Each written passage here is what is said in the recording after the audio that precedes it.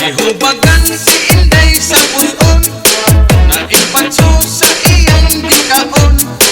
Lamig kuno wa siya kapugong, siyam kabulan iyang infeksyon. Ihay kinay ng minyo og hapon, hapon nga tigo lang og humakon.